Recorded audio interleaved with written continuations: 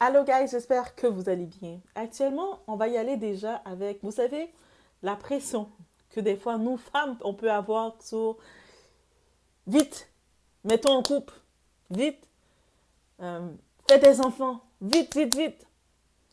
Même si tu pourrais dire, mais j'ai pas encore rencontré la personne qui match avec moi, j'ai pas encore rencontré mon yacht, j'ai pas encore rencontré la personne qui me fait que on va bâtir quelque chose ensemble. Et puis la pression, on va sur ce monde, des fois les commentaires recevoir des proches ou les regards des gens qui vont dire, nos proches même, qui vont nous regarder avec pitié, ou même d'autres, des audacieux, qui vont même vous dire, ah, toi aussi peut-être parce que c'était trop difficile. Tu mets tes critères trop haut. C'est-à-dire que descends tes critères, descends ce que tu demandes pour pouvoir te matcher avec quelqu'un. Et vous savez, la conséquence de ça, qu'est-ce que vous pouvez faire? Vous pouvez précipiter la vie de cette personne de des pires des façons. En précipitant que la femme, elle a beau venir et dire, ah, regarde comment j'ai du succès dans ma vie. C'est pas suffisant. T'as pas d'homme dans ta vie. T'as pas un homme pour t'engrosser. Donc, tout le reste du succès que tu nous parles ne vaut rien. Vite, va te mettre avec quelqu'un. Va prendre le gars. J'ai vu le concierge là qui était là en train de balayer. Vite, mets-toi. Il a l'air d'être célibataire. Mets-toi avec lui. Et puis, au pire, il va te donner un enfant. Right? Au pire. Donc, on va aller dans ce cas-ci. Et c'est l'histoire justement, ça se passe ça s'est passé à Atlanta, en Georgie, aux États-Unis. Donc, le 20 octobre 2021. Donc, on s'installe, on est chez la doigt, on prend le temps de réfléchir à des fois qu'est-ce qu'on peut faire et qu'est-ce qu'on peut provoquer chez les gens.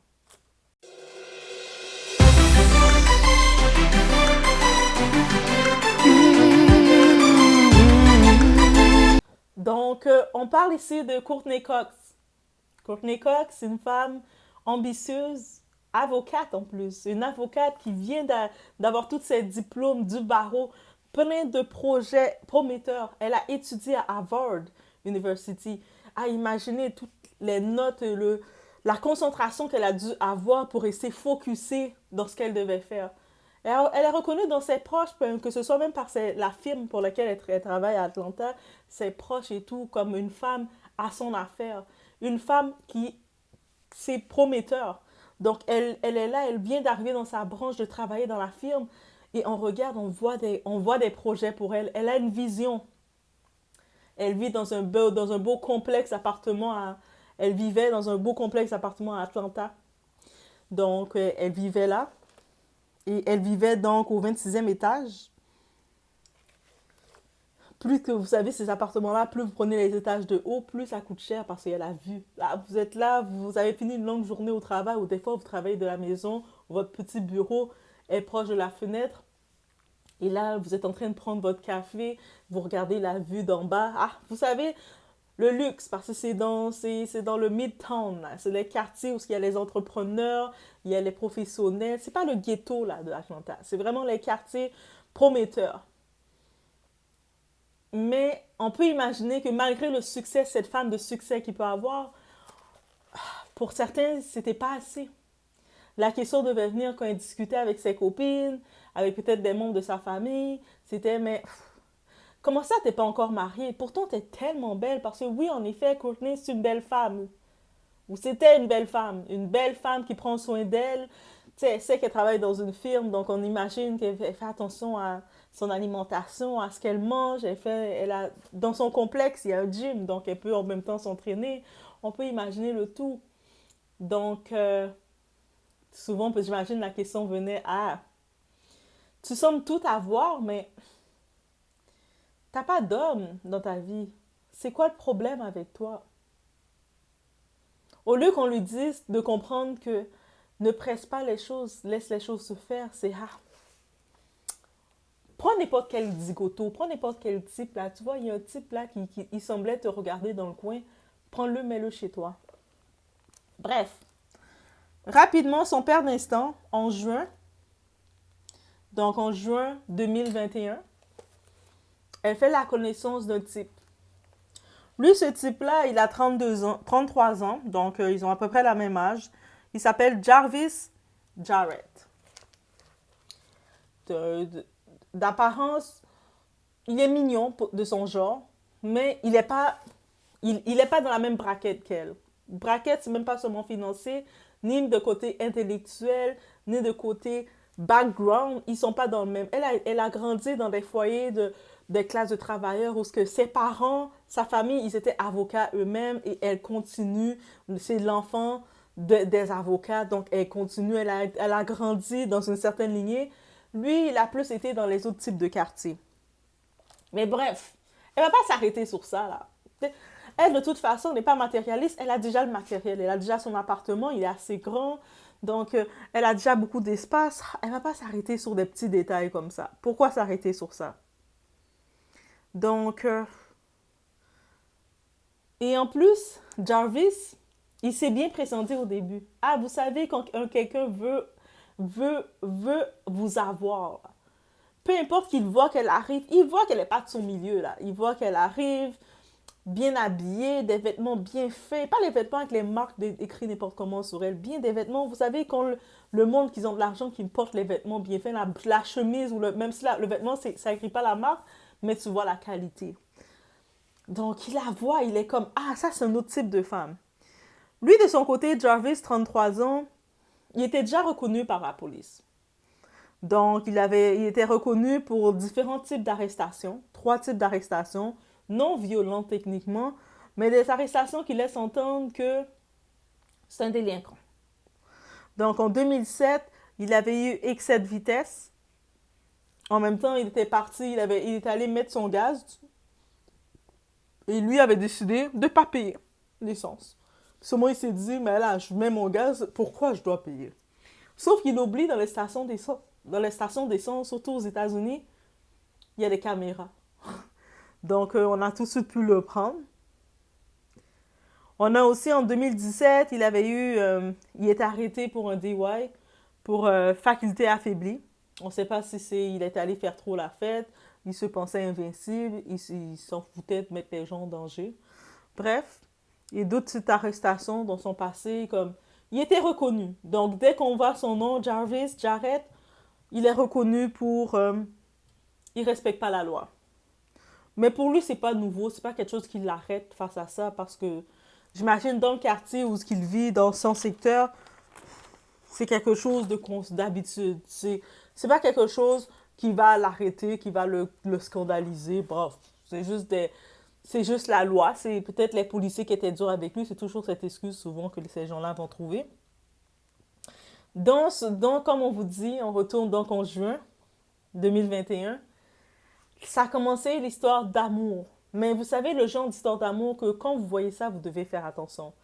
Donc, le love bombing qu'on appelle, tu sais, l'amour rapide, là. Ça vient de commencer, puis il agit parfaitement, il vous dit qu'est-ce qu'il faut. Et vous savez, des fois, les femmes, ou même les hommes, mais nous, les femmes, on a ce défaut, on veut comme tout raconter, c'est quoi qu'on veut, c'est quoi qu'on aime. Et surtout quand on sait qu'on est rendu à une certaine étape de notre vie, et des fois, c'est ce piège-là, il y a le type qui va dire, toi, c'est quoi ton type de gars? Et nous, on commence à le raconter, on ouvre notre bouche, on sort toutes nos tripes, toutes nos toisées, toutes nos tripes, là, toutes nos veines sont sorties pour l'expliquer c'est quoi notre type de gars, c'est quoi notre dédit. On commence à tout raconter. Et grande surprise, tout ce qu'on dit, le type qui est en face de nous, ah ben moi c'est comme ça que j'ai. C'est comme ça que j'étais. Ah, tout ce que tu as dit, c'est moi. C'est moi que tu décris, c'est moi. C'est moi. Bien entendu, il a joué au parfait. Le temps dans 2-3 sorties, ses amis, ses proches les ont rencontrés. Ils avaient l'air beaux ensemble. Il jouait le jeu. Il est présent. Il montre qu'il a plein d'attention. Il commence à t'arranger. Il commence à te complimenter. Il commence à te regarder avec les yeux que t'es la seule femme de sa vie qu'il a vue. Il cligne des yeux, même des petits yeux de biche, là. Il te regarde. Mm-hmm. Tout se fait rapidement. Parce que avec ce type d'homme, quand ils savent qu'ils n'ont rien à t'offrir, donc ils y vont avec les paroles. Ils y vont avec les paroles rapides, les gestes rapides. Tout est rapide.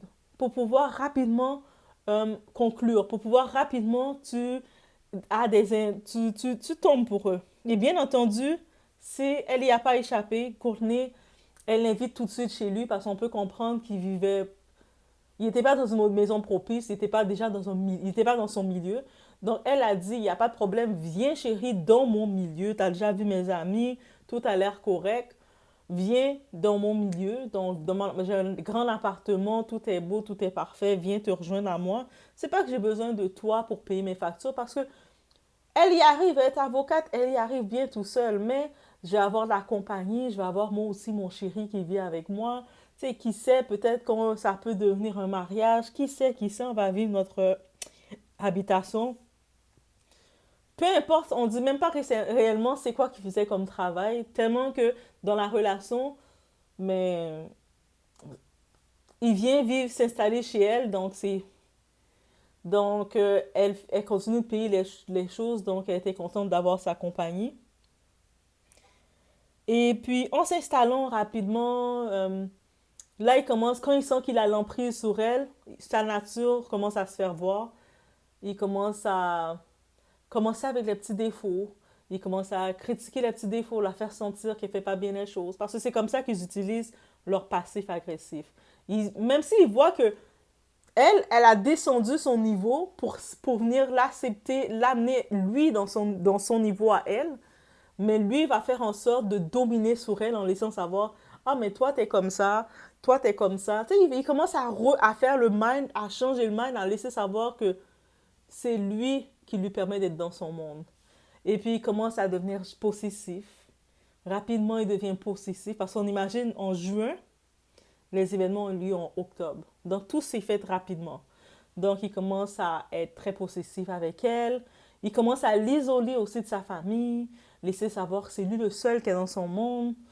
Et puis, elle commence à plus sortir avec ses amis. Elle a plus de la possibilité de sortir, d'aller bruncher, d'aller dans ses petits restos, aller prendre un verre, aller manger. Parce que là, il commence à s'imposer. Mais tous ces gens qui voulaient l'avoir en couple, ils doivent être contents. Donc là, rapidement, elle commence à se rendre compte que, aïe, ça marche pas. Ça marche pas. J'imagine que dans cette journée du 20, ils ont eu une dispute, qu'elle se rendait compte que c'est peut-être allé trop vite. Comme, on doit peut-être prendre nos distances ou je sais pas trop. Et commençait, ils ont eu une dispute. Et lui, là, dans sa tête, ça a été déréglé. Il ne comprend pas. Comment on prend nos distances? C'est-à-dire, moi, je suis dans le luxe, là, je suis dans le bel appartement de luxe, je suis en train de vivre de tes finances, de tes ressources. Là, maintenant, tu veux me mettre dehors. Tu te prends pour qui chose? Non, non, non, non, non, non, non. Et ce type était armé.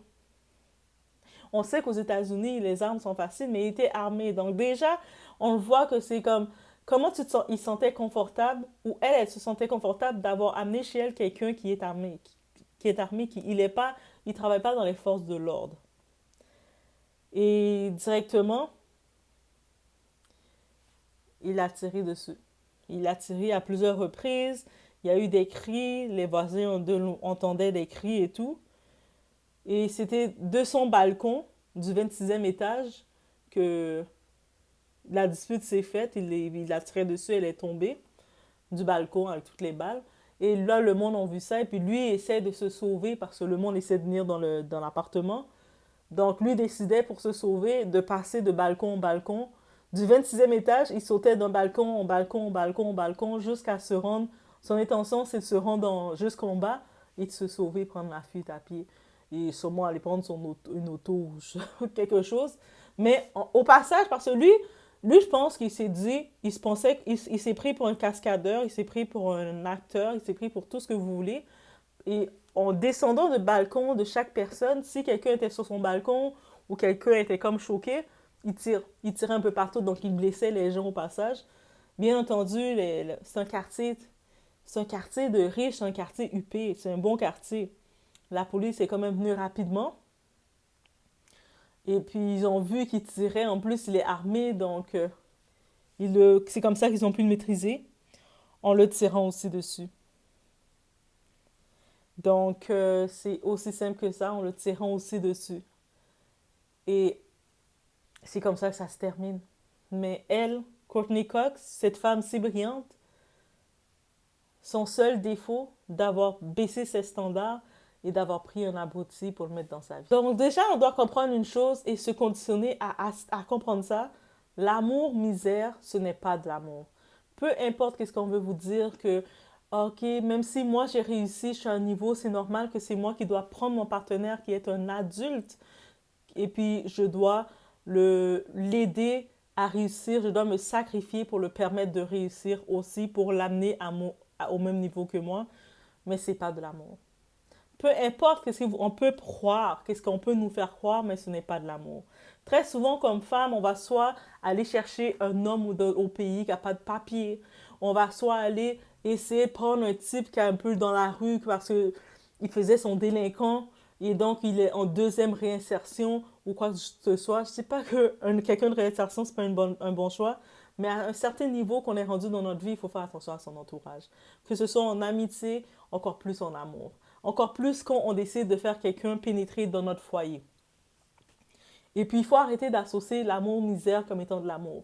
Tu te dis, ah, c'est normal que je dois souffrir pour cette personne-là. C'est ça que ça équivaut l'amour. On se conditionne tellement à ça qu'on accepte beaucoup de choses sous prétexte que c'est ça l'amour. Alors que, qui vous a dit que ça devait être ça l'amour?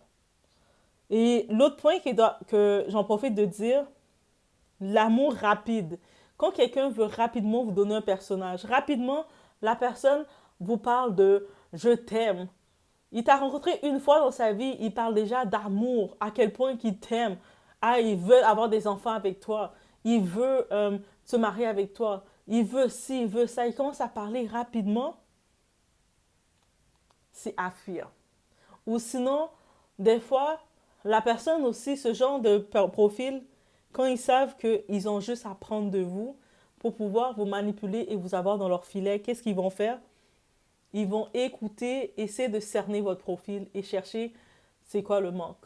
Et puis ils vont essayer de jouer le jeu. Vous dites, moi, tu sais, moi je recherche un homme qui me donne de l'attention, qui fait ses petits gestes. Au début, ils vont vous faire des petits gestes. Ils vont tellement faire des petits gestes que ça va devenir des gros gestes tellement que ça va être épuisant. Il faut faire attention à ça. Des fois, mieux vaut se mettre discrète et peu en dire et regarder comment la personne toute seule se comporte et la façon dont la personne va se comporter devant vous, ça va vous donner déjà le déclic de qui qu'il est. Aussi simple que ça. Donc, la personne qui veut trop vite s'empresser de vous projeter, c'est pas bon. Ou des fois, on se fie pas non plus. Ah, mais je l'ai fait rencontrer mes amis ont dit que c'est une bonne personne, que c'est une bonne personne. Souvent, ces amis-là, eux autres, ils sont dans leur propre dilemme. Et eux autres, qui ont dit qu'ils veulent vous voir heureux, ces personnes-là, réellement? Ah oui, oui, oui, oui, j'ai vu, c'est un bon gars pour toi. Comment tu sais que c'est un bon gars pour moi? Qui t'a déclaré que c'est un bon gars pour moi? Dans ta vie, qui t'a déclaré ça? Des fois, il faut aussi être clair et simple avec ce genre de personnes-là. Il est dilette de votre vie. Bref, oui, je suis radicale, ok? Donc ça aussi, c'est important de noter ça. Et on le dit. Des fois, on dit que les contraires s'attirent. Il faut des fois ouvrir ses barrières et ses horizons. Mais on doit quand même utiliser la règle du gros bon sens. Toi, t'es dans le secteur du droit. Tu es dans le secteur de la justice. Tu es dans ce secteur-là. Tu n'as rien à faire avec quelqu'un qui a des casiers judiciaires qui joue contre la justice. C'est trop deux opposés. Vous êtes en contrepartie. Même quand tu travailles dans certains domaines, et puis ils demandent de vérifier tes références, ils vont même te poser des questions sur ton partenaire. Et côté emploi, tu peux même perdre des emplois si ton partenaire a des problèmes avec la justice. Donc, pourquoi tu vas risquer de mélanger ta carrière, qui est ton gagne-pain, pour quelqu'un qui tu le vois déjà que c'est contradictoire avec ce que tu fais. Aussi simple que ça. Oui, il faut penser comme ça. Aussi, moi, je dis toujours, un bon partenaire doit te stimuler. Même si vous pouvez, c'est possible que tu as étudié comme 10 ans, tu as ton bachelor, tu as ton doctorat, et la personne n'a pas, il a son entreprise de garagiste, il a fait une technique, il n'a pas fait le même degré d'études, ça, c'est pas le problème. Mais il faut regarder, au moins, vous êtes dans le même champ que vous avancez pour créer quelque chose. Tu vas aller vers il a son garage, ou il est en train de construire quelque chose, tu vas te mettre avec lui, vous allez pouvoir vous entendre, parce que vous matchez dans les mêmes idées. Vous deux, vous êtes en train de travailler, gagner votre vie et ça va bien. Mais tu ne te prends pas en charge comme femme de dire, tu es dans ta maison de femme et tu dis à un homme, je viens chez moi, viens vivre avec moi. Tu fais pas ça. Ta maison, c'est pas un hôtel. Ta maison, c'est pas un champ. C'est comme, non, tu dois avoir un peu plus d'éthique que ça. Ah, mais oui, on a un bon vibe, on s'entend, je l'invite chez moi. Non, mais pourquoi tu l'invites chez toi? Au pire, si après un certain temps, vous êtes sérieux dans votre relation et c'est officiel, là, qu'est-ce que vous êtes supposé faire comme couple? Vous cherchez à deux une maison ou un appartement ensemble. Et là, vous mettez vos deux noms et vous vous installez. Tu ne fais pas la personne venir t'installer où ce que tu étais déjà. Et la personne, si tu vois qu'il est confortable de vraiment venir, lui aussi est suspect. Donc, trop l'opposé, c'est pas bon. Et l'autre point que je vais ajouter, ça c'est un point important, ça c'est peu importe, mesdames, messieurs. Vous êtes en train de faire votre vie tranquillement, vous dérangez personne. Vous faites votre vie, vous essayez de chercher votre paix, de vous créer. Vous savez qu'il y a du monde dans votre entourage qui essaie de vous mettre la pression selon leur temps. Ah, mais c'est peut-être temps que tu fasses des enfants avec un bâtard. Ah, mais c'est peut-être temps que tu te mets avec n'importe qui. C'est peut-être temps que tu forces quelque chose. Tu sais, vous savez quoi faire. Peu importe c'est qui cette personne-là qui vous met cette pression-là, bloquez-la de votre vie. Vous allez me dire, mais Doua, c'est radical, cette personne-là qui n'arrête pas de me dire ça, c'est ma soeur, c'est mon cousin, c'est quelqu'un de ma famille, c'est ma tata, c'est mon tonton. Bloquez cette personne de votre vie parce que cette personne n'a aucune bonne intention pour vous et ne pense pas à vous réellement. Maintenant, cette fille se retrouve, elle est plus de ce monde. Parce qu'elle a cédé à la pression, elle n'a pas respecté aucun des codes, elle a sûrement vu tous les signes, elle a senti que c'était passé, mais elle était en même temps, elle se disait, ah mais là en même temps j'ai 31 ans, je ne peux pas trop jouer. Pourquoi vous pensez elle est arrivée à cette idée-là? Parce qu'il y a probablement du monde qui l'ont dit, ah mais là, il est pas pire lui, mets-toi avec lui. Les gens là, ils s'en foutent de ta vie. Après, quand c'est terminé, ils vont venir dans les funérailles faire des ils vont faire leur semblant de pleurer, mais c'est eux autres qui l'ont poussé à ça. C'est-à-dire bloquer ces personnages, ils ne disent pas ça pour votre intention. Ils ne disent pas ça pour vous. Suivez votre instinct, protégez-vous, et puis prenez le temps qu'il faut. Prenez le temps qu'il faut. Tu sais, des fois, on va se retrouver dans des relations avec des gens. Vous êtes en train d'essayer de bâtir une vie. La personne est là, assise sur une chaise à longueur de journée en train de chauffer sa chaise. Mais la personne va essayer pour pouvoir avoir accès à vous, va essayer de vous culpabiliser, va essayer de vous donner des responsabilités qui ne vous reviennent pas. Mais là, tu dois faire ça comme ça. Pourquoi tu fais pas ça? Tu te comportes pas comme tu devais te comporter. Tu sais quoi? Reste assis sur ta chaise, tu ne mérites pas d'être dans ma vie. Je ne veux pas de toi dans ma vie si tu n'es pas dans le même rythme que moi. Parce que si tu es dans le même rythme que moi, on est dans le même rythme, on est côte à côte en train d'avancer côte à côte. C'est-à-dire que si tu as le temps de m'appeler pour vouloir me dire de m'arrêter, c'est qu'on n'est pas dans le même rythme. Si on n'est pas dans le même rythme, on n'a rien à faire ensemble. Encore moins, comment je peux envisager même d'avoir un enfant avec quelqu'un qui n'est pas dans le même rythme que moi? Comment tu peux envisager de vivre avec quelqu'un qui n'est pas dans le même rythme que toi? C'est-à-dire que quand toi, tu vas te lever pour préparer, pour aller travailler, faire tes trucs, tes projets, cette personne-là va te dire, ah, mais là, tu prends tout le temps à faire ça. Tu devrais plus faire ça. Il va te conditionner pour te concentrer sur son petit nombril qui est là. Foutaise. Et toi, tu vas peut-être te dire, et tu vas te remettre en question, bien entendu, tu vas dire, ah, mais c'est vrai, moi, je voulais une relation, donc je dois mettre de côté mes projets, mes ambitions, pour pouvoir essayer de faire vivre cette relation qui n'était pas conditionnée à être ensemble. Le diable est un menteur, mais par contre, Dieu, il nous donne tous les signes pour nous dire que ça ne vient pas de lui, mais ça vient du diable. Même si tu dis c'est un mariage, ah, j'ai été sous la pression, je me suis mariée avec quelqu'un qui n'était pas dans le même niveau que moi. Niveau, c'est pas nécessairement niveau d'argent. Ça peut être niveau intellectuel, ça peut être le niveau social, ça peut être le niveau de compatibilité, ça peut être le niveau de projet. Si tu n'es pas dans le même niveau que la personne, il ne peut pas être de Dieu. Le diable est un menteur.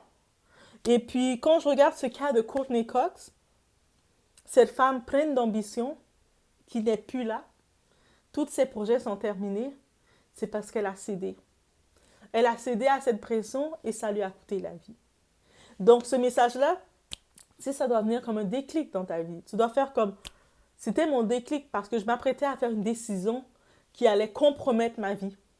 Je m'apprêtais à faire une décision de peut-être mettre au monde un enfant avec quelqu'un que je suis même pas confortable, j'aurais même pas été confortable de donner son nom de famille à mon enfant.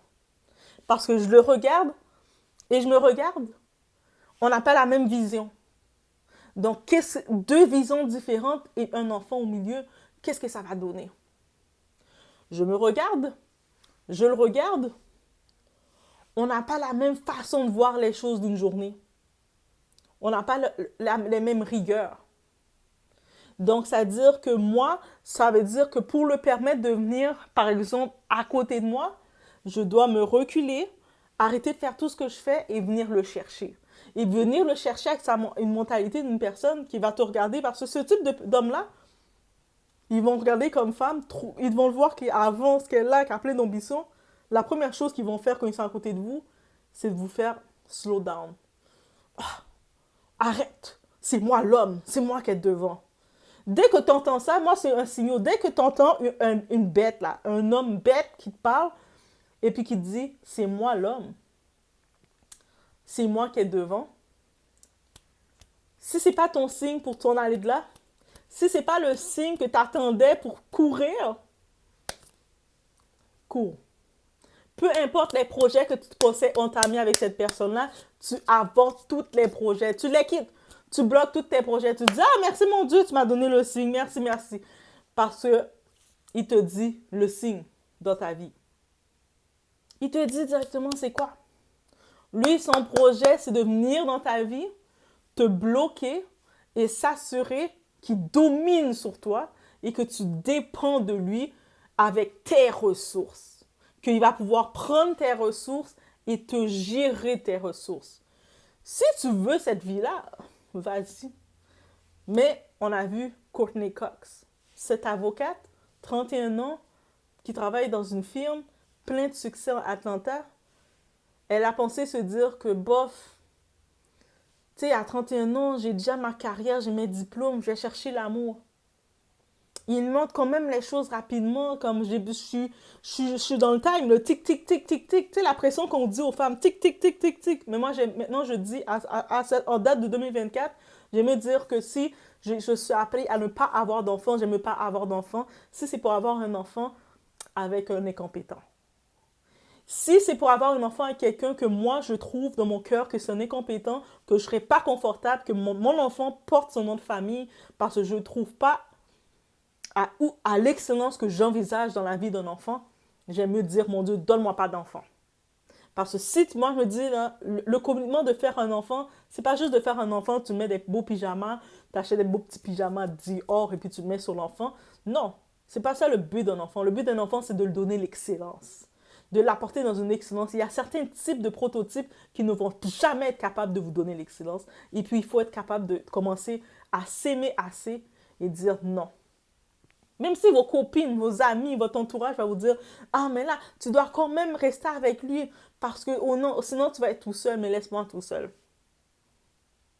Laisse-moi tout seul parce que sinon, avec lui, je peux me retrouver prémédité dans une cercueil. Où est-ce que tu aimes mieux me voir? Est-ce que tu aimes mieux me voir tout seul en train de faire mes trucs ou tu aimes mieux me voir dans un cercueil et puis en train de dire « Ah, je ne savais pas qu'il aurait fait ça. » Il faut réfléchir comme ça. Donc, je vous laisse sur ce, faites attention.